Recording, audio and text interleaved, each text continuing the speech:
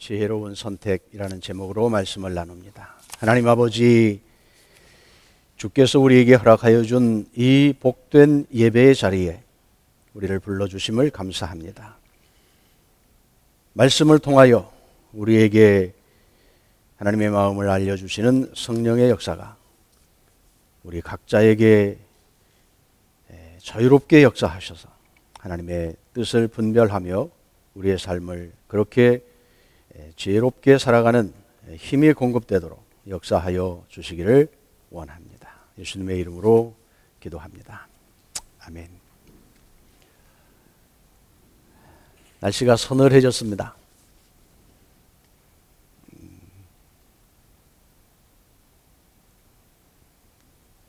손자만 보지 말고 저를 좀 보세요.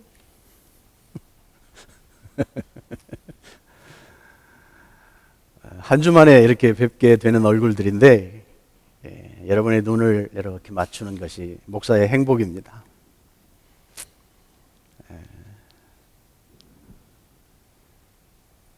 제가 동료 목사님이 페이스북에 올려놓은 글을 보다가 여러분에게 좀 소개하려고 슬라이드에 적어왔습니다.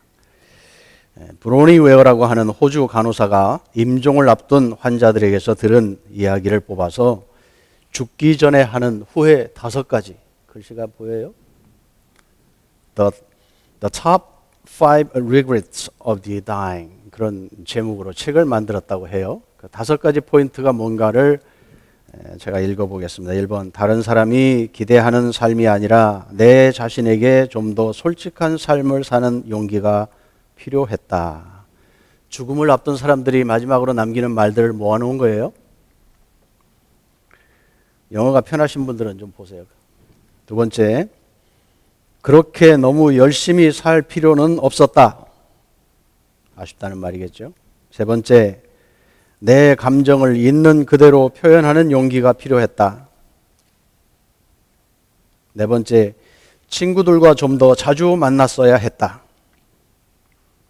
5번째, 내 자신이 좀 더 행복해지려고 노력했어야 했다. 마지막 운명하기 직전에 자기 삶을 돌아보면서 후회스러운 것들 이야기를 쭉 듣고 정리해보니 이 5가지가 제일 많은 그 순서에 올랐다 하는 얘기일 것 같습니다. 제가 책을 읽어보지는 못했지만 소개하는 글을 여러분에게 소개합니다. 여러분은 인생을 마지막으로 정리할 때 어떤 아쉬움의 말을 남길 수 있을까? 한번 생각해 보는 기회를 갖기 원해요. 됐습니다. 꺼주세요. 어제 제가 페이스북을 이렇게 보면서 필리핀에서 처음 들어가 선교할 때 첫 교회를 함께 개척했던 우리 단테 전도사님, 20대 후반에 신학을 막 졸업한 전도사님이었고, 저는 30대 초반에 뜨거움을 가지고 갔던 선교사가 만나서 함께 복음을 전하고 교회를 세웠던 그 전도사님, 지난 연말에 세상을 떠났다는 이야기를 어제서 들었어요. 그래서 부인에게 연락하여서 이야기도 나누고 사진도 보고 그랬습니다. 그 어떤 사람의 죽음보다 제 마음이 허전했습니다. 첫 열정을 물불 안 가리고 함께 교회 개척을 위해서 수고하던 그 친구, 3일 금식을 같이 하면서 목사님 내 인생에 금식이라는 거 몰랐는데 하니까 좋네요, 그러면서 함께 은혜를 나누었던 그러한 기억들이 났어요. 그리고 돌아보니까 제 주변에 여러 친구들이 벌써 세상을 달리한 것을 보았습니다. 예수 믿는 사람으로 인생을 어떻게 마무리하는 것이 복된 시간일까 생각하는 기회가 되었습니다. 온 것은 순서가 있지만 가는 것은 순서가 없다고들 이야기하잖아요. 그래서 오늘 우리에게 남아있는 시간, 오늘이라고 하는 기회가 있는 이때에 나는 어떻게 하나님 앞에서 살아가야 할 것인가를 생각해 보았습니다. 내 인생의 주인이신 하나님의 기대대로 살고 있는가? 아직은 젊어서 내 마음대로 살고 있는가? 하나님이 우리에게 말씀하여 준 인생의 원칙대로 살고 있는가? 지금 나의 인생이 끝이 되어도 후회하지 않고 살았다고 말할 수 있는가? 그런 생각을 해보았어요. 하나님과의 관계에서만 나의 인생에 가치가 있다. 그런 생각을 하게 되었습니다.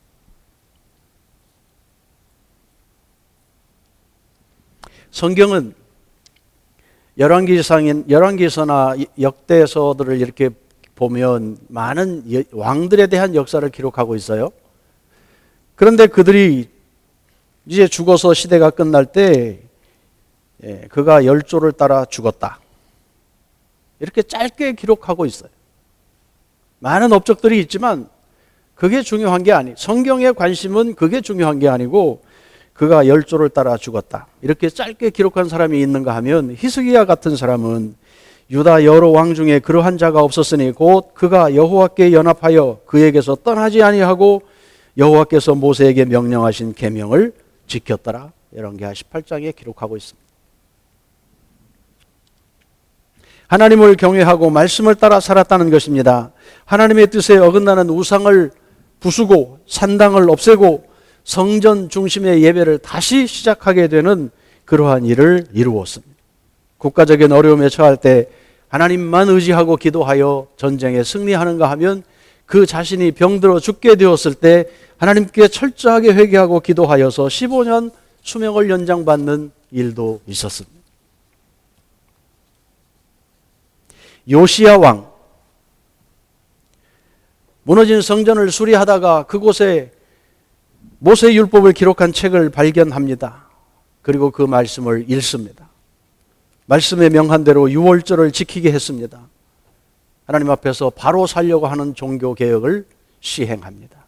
많은 왕들 중에 이 두 왕들을 하나님이 하나님의 뜻대로 살았다 그렇게 평가하고 있는 것을 보아요. 학사 에스라가 모든 백성 앞에서 율법이 적혀있는 책을 펼쳐들자 백성들이 다 자리에서 일어났습니다. 그 말씀 앞에 하나님 앞에 경외함을 존경을 표시하기 위해서입니다. 우리가 찬양을 하면서 하나님의 이름을 높여 드릴 때 일어서서 찬양하는 이유도 그것입니다. 하나님, 내가 하나님을 존중합니다. 감히 권위가 있는 자가 방에 들어올 때 어떻게 앉아서 책상에 앉아서 일하던 것 계속할 수 있겠습니까? 일어나서 존경을 표하는 것이 우리가 행할 수 있는 일 아니겠습니까? 하나님 앞에 우리가 일어나서 예배한다, 무릎을 꿇고 기도한다, 얼굴을 땅에 대고 절한다. 이건 다 하나님의 존경하는 표시입니다. 학사 에스라가 그 말씀을 들고 백성 앞에 읽었습니다. 그러자 모든 백성이 손을 들고 아멘, 아멘. 그리고 엎드려 얼굴을 땅에 대고 하나님 앞에 경배했습니다. 이것이 예배입니다. 그 하나님이 내 앞에 계신다. 그 말씀이 나에게 말씀하신다. 그 하나님의 임재를 경험하는 사람들이 그 하나님 앞에 무릎을 꿇고 혹은 엎드려서 혹은 손을 들고 그 하나님 앞에 존경을 표시하는 것, 그게 예배입니다. 저는 우리가 예배할 때 찬양 시간에 혹은 말씀을 듣는 시간에 그러한 일들이 일어나기를 원합니다. 하나님이 우리와 함께 하시다. 이곳에 나의 찬양을 받으시는 하나님이 지금 여기에 계시다. 그 하나님 앞에 손을 들고 무릎을 꿇고 엎드려 절하며 하나님 앞에서의 그 경외심을 우리가 보여드리는 예배가 되면 좋겠어요. 아무런 감흥이 없고 그저 찬양의 가사가 나에게 의미도 없고 그저 모르는 노래 또 부르는구나. 지루하다.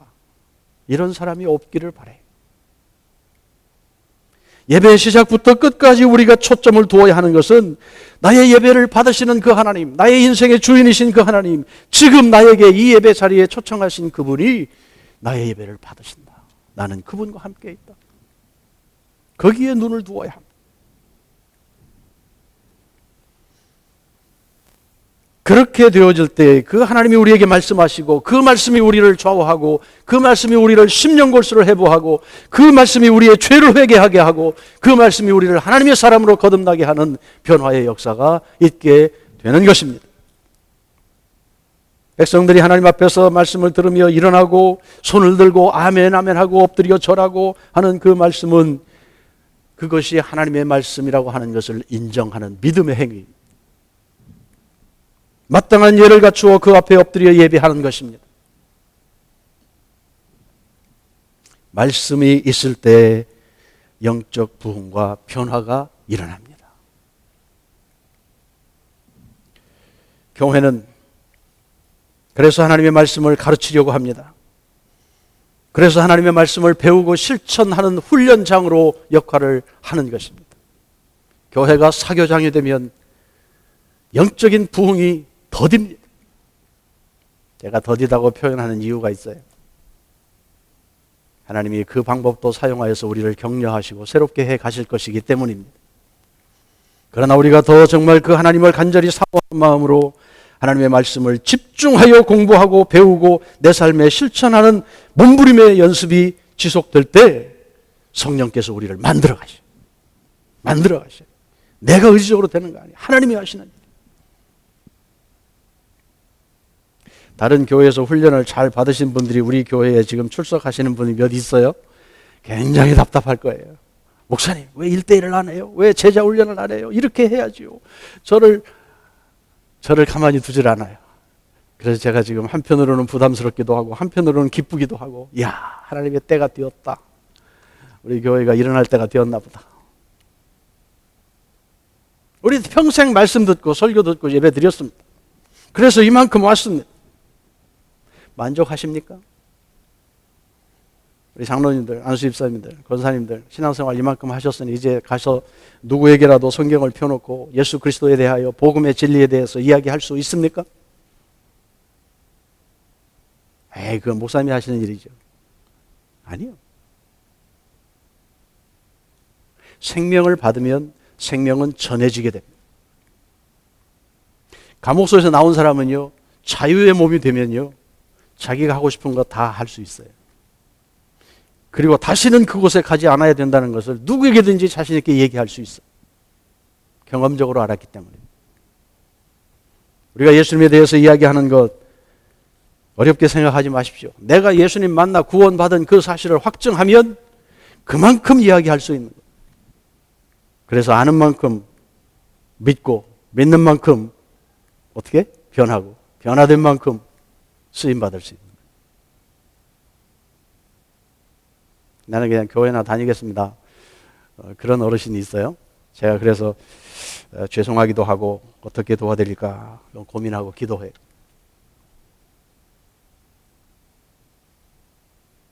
구원의 확신이 분명해야 합니다. 그저 교회 다니고 종교생활하면 주님이 나를 구원해 주시겠지 이런 막연한 신앙 가지고는요, 하나님 또 은혜 베푸셔서 은혜를 주시겠지만 우리가 확신할 수가 없어요. 그리고 그 구원받은 자로 사는 기쁨을 맛볼 수가 없어요. 말씀을 통해서 우리들이 누군가를 배웁니다. 나의 정체성을 배웁니다. 하나님의 사람이라는 걸 확신합니다. 그리고 구원받은 사실에만 멈추지 않고 하나님이 나를 왜 복 주시나? 무엇 하라고 이곳에 있게 하셨나? 사명을 알게 되는 거예요. 이스라엘 백성이 하나님의 백성으로 부름받았어요. 선택되었어요. 복을 누렸어요. 제사장 역할 감당하라고, 다른 하나님 알게 하라고 그들에게 복을 주셨어요. 네, 그 사명 잘 못했습니다.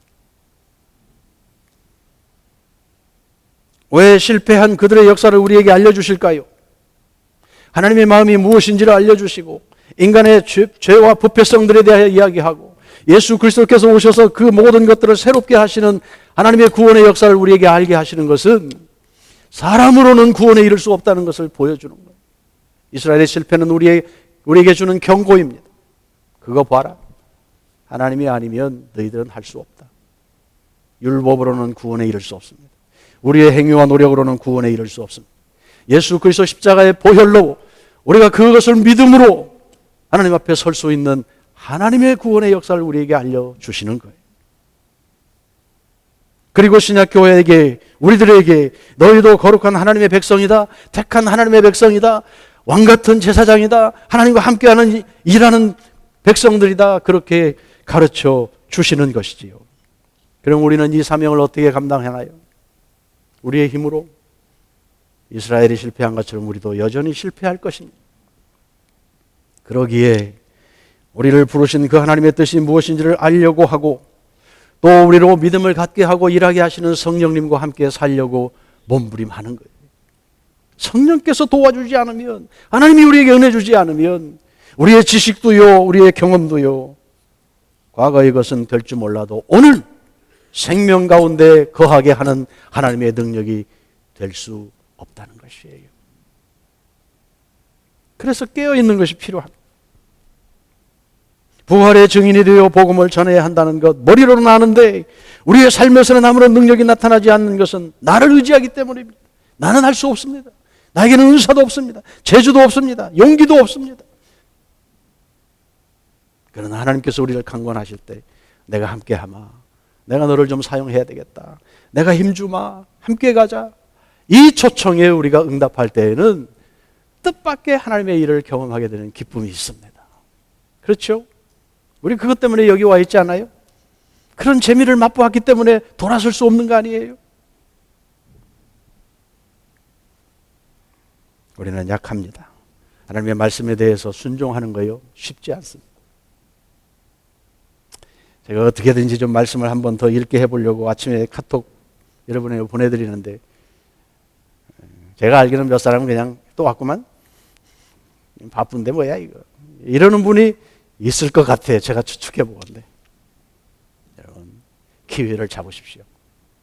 3분, 5분 짧은 시간이지만 하나님, 오늘도 내 날이 아니고 주님의 날임을 고백합니다. 나에게 주신 건강이 주님의 것임을 고백합니다. 오늘도 내가 하는 일상적인 일 똑같이 반복하겠지만 하나님이 사용하시는 하나님의 나라를 이루어가는 일이 될 것입니다. 도와주십시오. 주님을 인정하고 짧게 기도하는 연습이 우리에게 반복적으로 쌓여지기를 원합니다. 이게 성령을 의지하는 길입니다. 성경은 하나님이 우리에게 주시는 메시지입니다. 편지입니다. 그가 원하는 바를 알지 못한다면 우리가 어떻게 순종할 수 있겠어요? 목사님이 설교해 주시면 되죠. 이 많은 것 중에 저는 하나를 뽑아서 그날 소개하는 거예요.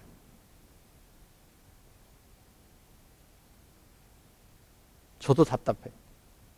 저도 좀 이 말씀을 좀 체계 있게 더 깊이 좀 묵상하고 연구하고 그냥 뻥 뚫리는 것을 여러분에게 손에 쥐어주면 좋겠는데 그렇게 되지 못할 때도 있어요. 그래서 어느 분은 예수 믿는 것은 공부하는 겁니다, 그렇게 얘기하더라고요. 다 도망갈 것 같아요. 예수 믿으면 복 받습니다, 그러면 뭐 수긍이 되는데, 예수 믿는 건 공부하는 겁니다. 뭘 공부하라는 거예요? 하나님이 누군가? 어떻게 일하셨나? 우리 선배들은 왜 실패했나? 우리는 어떻게 살아야 하나? 갈 곳은 어디인가? 어떻게 준비하는가? 복잡하죠? 하나님 말씀대로 살지 않으면 내 생각대로 판단할 수 있습니다. 방향을 놓치기 쉽습니다. 우리의 욕심을 앞세우고 세상 경영 원리를 따르기 쉽습니다. 여러분, 제가 설교 준비하면서 종종 인터넷을 뒤져봅니다. 다른 목사님들은 이 말씀을 어떻게 다루었는가? 겁이 나요. 글을 읽기가 겁이 나요.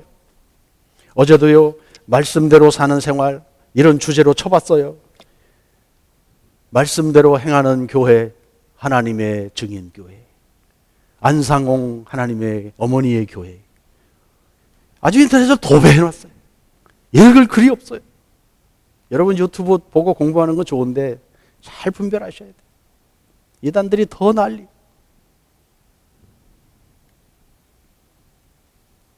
저도 그래서 글을 읽을 때는 그 글을 쓴 사람이 어떤 배경을 가진 사람인가, 어느 교단에 어디서 공부했고 어떤 일을 하고 있는가를 꼭 체크하고 읽어요. 안 그러면요, 그것이 나를 오염시키는 병폐가 되는 일이 될 수 있어요. 많이 알고 뭘 새로운 것에 대해서 눈이 열리는 것 같은데 엉뚱한 데로 우리를 인도할 수 있어요. 그래서 분별력이 필요합니다.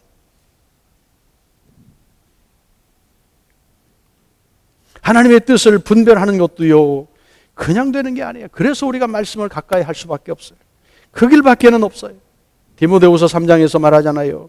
성경은 능히 너로 하여금 그리스도 예수 안에 있는 믿음으로 말미암아 구원에 이르는 지혜가 있게 하느니라. 모든 성경은 하나님의 감동으로 된 것으로 교훈과 책망과 바르게 함과 의로 교육하기에 유익하니 이는 하나님의 사람으로 온전하게 하며 모든 선한 일을 행할 능력을 갖추게 하려 합니다. 이렇게 말하면요, 성경 공부해서 머리를 좀 키우자는 얘기로 들려요. 그러면 대학 졸업한 사람은 잘하고 공부 조금 못한 사람은 분석력이 좀 떨어져서 말씀을 공부를 못하겠네, 이렇게 생각하기가 쉬워요. 아닙니다. 이것은 영적인 문제예요. 하나님이 지혜 주시면요, 우리 어머니 시대 보니까 국문을 제대로 깨우치지 못하신 분도요, 성경 공부하다가 글을 깨우치고 성경을 암송하고요, 그렇게 지혜로운 삶을 사셨어요. 이건 세상 지식과 다릅니다. 하나님이 주시는 지혜가 필요합니다. 지식만 넓어져서 생활이 변하지 않는 사람들이 있어요. 그래서 제자훈련 그렇게 하신 서울의 어느 큰 교회 목사님도 나는 복귀 실패했다. 내가 제자훈련 평생 투자했는데 머리만 키우는 괴물들 만들었다. 이런 말씀하셨어요. 아는 만큼 생활에 뒤따르지 않았다는 말입니다. 여러분 좀 아십니까? 누구를 좀 가르쳐 준비가 되셨습니까? 여러분의 생활의 열매를 점검해 보아야 합니다. 나는 다른 사람들에게 그래, 저분 같으면 따라갈 만 하겠어, 배울 만 하겠어, 이런 성품과 인격과 생활의 열매가 있는지를 보아야, 이게 함께 가야. 교회 생활에 우리가 초점을 두어야 하는 그겁니다. 그리스도를 닮아가는 것입니다. 그리스도에 대하여 아는 것뿐 아니라 우리의 삶이 변하고 그와 함께하는 천국의 기쁨을 삶에서 누려서 그 열매로 하나님께 기쁨이 되는 삶을 살아가는 것입니다. 교회에 대해 설명하면서 성경은 우리에게 그리스도의 몸이라고 설명해 줍니다. 몸은 유기체입니다. 여러 기관들이 함께 묶여 있는 유기체입니다. 어디 하나가 병들면 온 몸이 아픈 것입니다. 그래서 이 교회는 다양한 사람들이 모이지만 지체 하나가 병들면 아픈 거예요. 안원식 갔어요? 갔어요? 우리 작년에 우리 교회 와서 그렇게 기뻐하던 안원 씨가 오늘 아침에 갑자기 오셨어요. 마음에 늘 교회 사모하는 마음이 있었는데 형편이 되지 못해서 미국 교회 남편과 함께 가다가 왔다고 아까 봤는데 가셨나 봐요. 여러분 중에 고민거리가 있어요? 같이 풀어야죠. 여러분 중에 어떤 모난 부분들이 있어서 늘 옆에 사람 아프게 해요? 여러분의 문제만이 아니에요. 이 교회의 문제. 같이 기도하고 같이 끌어안고 해결해야 돼요. 예수 믿다 타락한 자가 있어요? 떨어져 나가면 그만이죠. 우리 몸에 수술 자국이 남는 거예요. 아파요.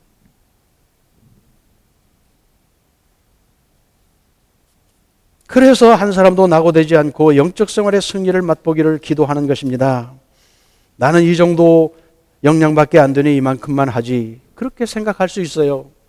그럴 수 있어요. 그런데요, 거기에 머물러 있으면요, 다른 사람은 저만큼 가는데 자기는 앉아 있으면 그만큼 차이는 더 늘어나는 거예요. 그래서 우리가 함께 가는 거예요. 조금 슬로우해도 우리가 함께 가자고 하는 거예요.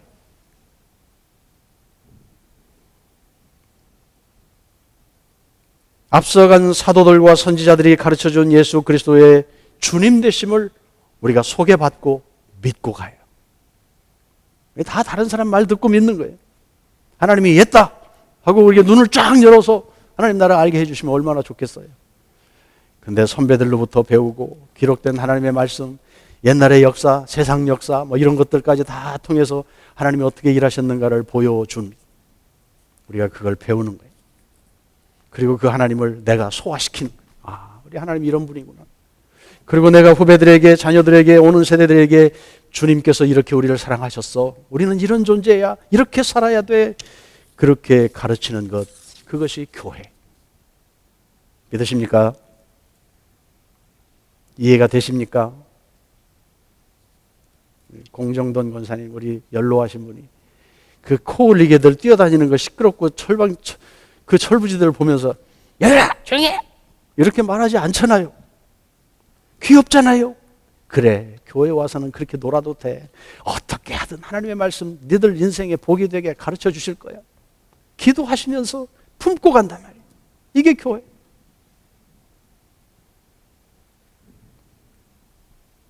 말씀이 우리를 거룩하고 순결하게 합니다. 영생에 이르게 합니다. 에베소서 2장을 보면 여러분은 사도들과 예언자들이 놓은 기초 위에 세워진 건물이며 그리스도 예수가 그 모퉁이 돌이 되십니다. 그리스도 안에서 건물 전체가 서로 연결되어서 주님 안에서 자라서 성전이 됩니다.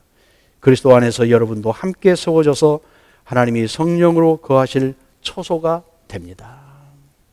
우리가 함께 거할 때 이 가운데 하나님의 영 성령께서 우리와 함께 거하시게 되는 것입니다. 그래서 이 교회 공동체가 중요한 거예요. 집에서 혼자 예배 드린다고요? 아니요. 이 공동체 안에 거할 때 하나님이 우리 가운데 거하시고 우리에게 주시는 은혜가 있어요. 때로는 불편하고 우리의 생각과 다른 것들을 이야기하게 될 때 소화시키기 어렵고 내가 정말 죽어지는 단계에 내려가지 않으면 하나님의 뜻이 이루어지지 않는 그 공동체 안에서 이루어지는 훈련들이 있을 수 있어요. 오늘 송장로님 말씀해 주는데 저는 눈물이 다 났어요. 야, 정말 믿음의 고백이다. 본인으로서는 얼마나 힘든 거 이해가 가요. 우리 어르신들 앉아서 작년에 저 구순 되시는 목사님도 앉아서 설교 듣다가 허리병 나셨잖아요. 힘들어요. 애기 엄마들이 어디 갔어? 한번 고민해 보세요. 이런 어른들이 계시는데 애들 걱정해서 수련회 못 가겠다고 처음부터 안 가기로 마음을 굳게 결심한 분들이 계시면 한번 고민해 보시죠. 결단은 내가 하는 것입니다. 잠언서 7장 오늘 읽은 말씀 제가 세 번역으로 다시 읽습니다. 아이들아, 내 말을 지키고 내 명령을 너의 마음속 깊이 간직하여라. 내 명령을 지켜서 잘 살고 내 교훈을 너의 눈동자를 보호하듯 지켜라. 그것을 너의 손가락에 메고 내 마음속 깊이 새겨두어라. 지혜에게는 너는 내 누이라고 말하고 명철에게는 너는 내 친구라고 불러라. 그러면 그것이 너를 음행하는 여자로부터 지켜주고 달콤한 말로 호리는 외간 여자로부터 지켜줄 것이다. 아직 혈기가 있는 분들은 이 잠언서 7장을 이 뒤를 한번 다시 읽어보세요. 얼마나 재밌는 이야기들이 있는지 몰라요. 이 호리는 여자, 음행하는 여자, 남편이 있는 여자예요. 남편이 출장 갔대요. 돈도 많이 가서 보름 넘게 안 올 거래요. 그래서 젊은 남자를 찾는 거예요. 말로 꼬드기는 거예요. 야, 우리 지금 침실이 비었거든. 잘 갖고 놨거든. 가자. 신나게 놀자. 이 얘기예요. 그런데 뒤따라가는 남자가 꼭 도살장에 끌려가는 짐승처럼 끌려갔다고 기록하고 있어요. 여자들은 이런 표현이 이해가 될까 모르겠어요.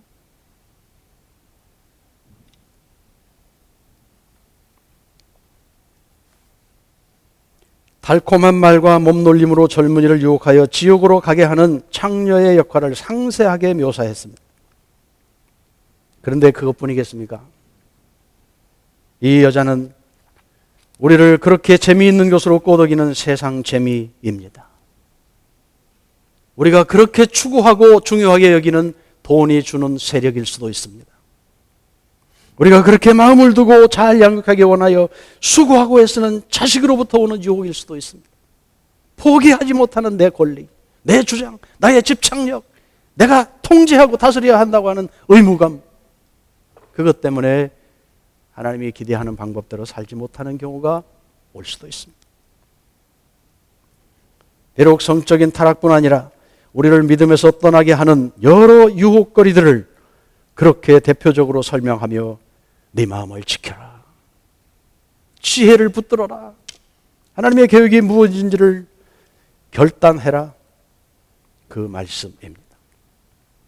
마귀는 먹이를 찾아 헤매는 배고픈 사자처럼 믿음의 사람들을 유혹하여 세상 재미에 푹 빠지게 하고 점점 믿음에서 멀어지게 하고 결국은 지옥으로 빠지게 하는 거짓말쟁이입니다. 여러분 신앙생활의 재미가 사라졌습니까? 여러분이 열심히 봉사하다가 무언가 시험거리가 들어서 주저앉아 있습니까? 하나님이 어디 계시냐고 질문하는 단계에 있습니까? 어느 분이 사랑하는 어머니를 잃고 하나님께 삐졌대요. 하나님이 왜 이렇게 일찍 데려갔어요? 마음 이해가 되죠? 얼마나 슬픔이 크면 그러겠어요. 그러나 그 너머에 하나님께서 하시는 일들에 대하여 믿음으로 바라보고 나는 그렇지만 하나님이 뜻이 있겠지요. 그렇게 하나님께 마음을 두는 것이 믿음의 고백입니다.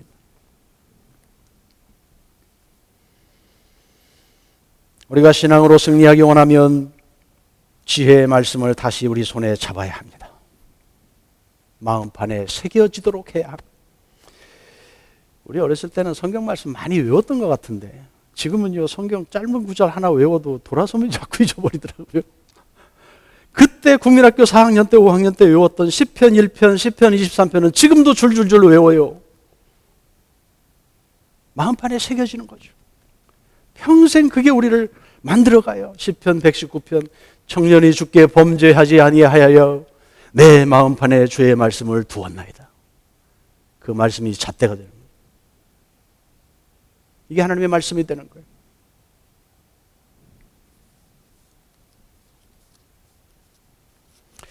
그러기 위해서 우리의 관심을 빼앗아가는 일들을 조정해야 할 필요가 있습니다. 시간도 투자하고 조정해야 합니다. 꼼꼼하게 배워야 합니다. 그리고 기도 생활도 깊이 하여 하나님과 더 교제할 수 있도록 우리 자신을 다스려 가야만 영적 성숙이 있게 됩니다. 이것이 지혜로운 선택입니다. 그렇지, 목사님 또 결론은 그렇지. 그렇게 생각되시겠죠? 제가 할 수 있는 얘기가 그 얘기밖에 더 있겠어요? 이것만이 우리를 믿음으로 살게 하고 하나님의 사람으로 살게 하기 때문에 그렇습니다. 8월이 되면요,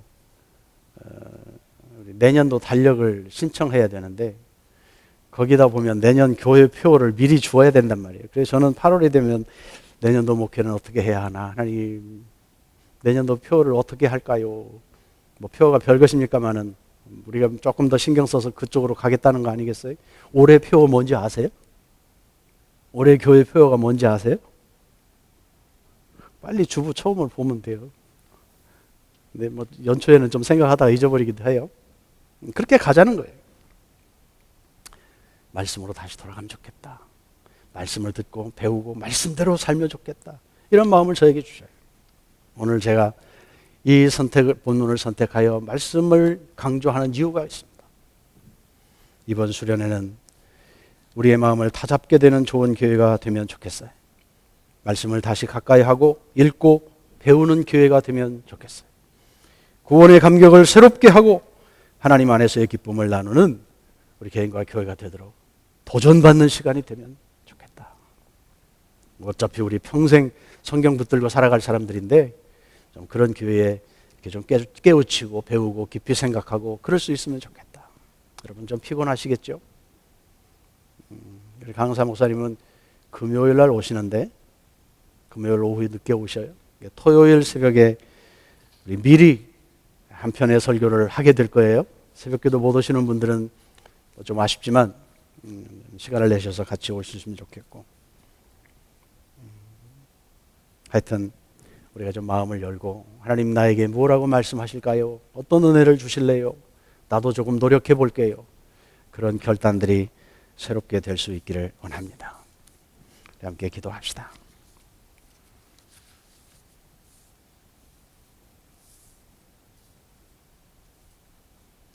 우리에게 생명을 주시고 시간도 허락하시고 이곳에 있게 하신 하나님, 우리가 아직 기회에 있는 때에 하나님의 마음을 더 헤아리고 하나님 안에서의 기쁨을 누리고 영생을 준비하는 우리들이 되어지기를 원합니다.